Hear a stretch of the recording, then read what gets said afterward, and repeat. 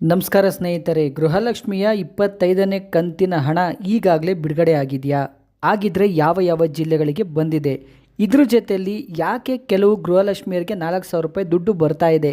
ಅಂದರೆ ಕೆಲವು ಗೃಹಲಕ್ಷ್ಮಿಯರ ಖಾತೆಗಳಿಗೆ 4,000 ರೂಪಾಯಿ ಜಮೆ ಆಗ್ತಾ ಇದೆ.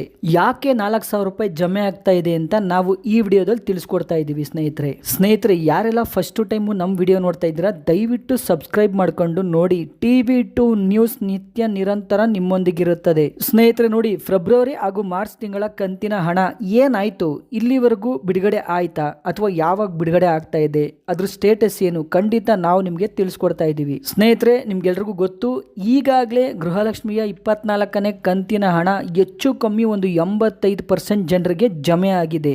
ಇನ್ನು ಯಾರಿಗೆಲ್ಲ ಜಮೆ ಆಗಿಲ್ಲ 100% ಜಮೆ ಆಗುತ್ತೆ ನೋಡಿ. ಖಂಡಿತವಾಗ್ಲೂ ಮೊದಲು 100% ಜನಕ್ಕೆ ಜಮೆ ಮಾಡೋರು, ಅಂದರೆ ಗೃಹಲಕ್ಷ್ಮಿಯರ ಖಾತೆಗೆ ಹಾಕ್ಬಿಡೋರು. ಈಗ ಒಂದು 80-85% ಅಷ್ಟೇ ಬರೋದು.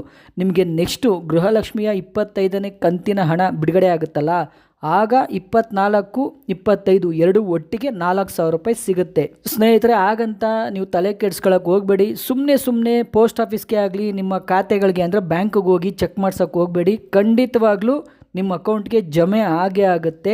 ಗಾಬರಿ ಮಾಡ್ಕೊಳ್ಳೋಕ್ಕೆ ಖಂಡಿತ ಹೋಗಬೇಡಿ.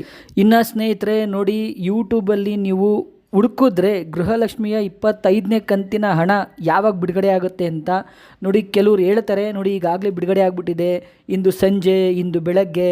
ನೋಡಿ, ನಾವು ಕೂಡ ಹದ್ದು ಥರ ಕಾಯ್ತಾ ಇದ್ದೀವಿ. ಬಿಡುಗಡೆ ಆಗಿದ ತಕ್ಷಣ ನಿಮ್ಗೆ ಹೇಳ್ಬಿಡ್ತೀವಿ ನೋಡಿ, ನಾವು ಹದ್ದು ಥರ ಕಾದಿದ್ದೀವಿ, ಬಿಡುಗಡೆ ಆಗಿಬಿಟ್ಟಿದೆ ಅಂತ ಹೇಳ್ತಾರೆ. ಖಂಡಿತವಾಗ್ಲೂ ಈ ಕ್ಷಣದವರೆಗೂ 25ನೇ ಕಂತಿನ ಹಣ ಏನಿದೆ ಅದು ಬಿಡುಗಡೆ ಆಗಿಲ್ಲ. ಮಹಿಳಾ ಮತ್ತು ಮಕ್ಕಳ ಕುಟುಂಬ ಕಲ್ಯಾಣ ಇಲಾಖೆಯಿಂದ 25ನೇ ಕಂತಿಗೆ ಹಣಕಾಸಿನ ಇಲಾಖೆಗೆ ಪತ್ರ ಬರೆದಿದ್ದಾರೆ. ಖಂಡಿತವಾಗ್ಲೂ ಪತ್ರ ಬರೆದಿದ್ದಾರೆ. ಹಣಕಾಸು ಇಲಾಖೆ ಇನ್ನೂ ದುಡ್ಡು ಬಿಡುಗಡೆ ಮಾಡಿಲ್ಲ ಸ್ನೇಹಿತರೆ. ಒಂದಂತೂ ಗ್ಯಾರಂಟಿ, ಸಂಕ್ರಾಂತಿಗೆ 25ನೇ ಕಂತಿನ ಹಣ ಯಾಕೋ ಬರೋದು ಸ್ವಲ್ಪ ಡೌಟ್ ಆಗ್ತಾ ಇದೆ. ಜನವರಿ ಎಂಡಲ್ಲಿ ಬರುವ ಸಾಧ್ಯತೆ ದಟ್ಟವಾಗಿದೆ ಸ್ನೇಹಿತರೆ. ಇನ್ನು ಫೆಬ್ರವರಿ ಮಾರ್ಚ್ ತಿಂಗಳ ಕಂತಿನ ಹಣ, ಅದ್ರ ಬಗ್ಗೆ ಖಂಡಿತ ಈ ಕ್ಷಣದವರೆಗೂ ಯಾವುದೇ ಮಾಹಿತಿ ಇಲ್ಲ. ಸರ್ಕಾರ ಇನ್ನೂ ಬಿಡುಗಡೆ ಮಾಡಿಲ್ಲ ಸ್ನೇಹಿತರೆ.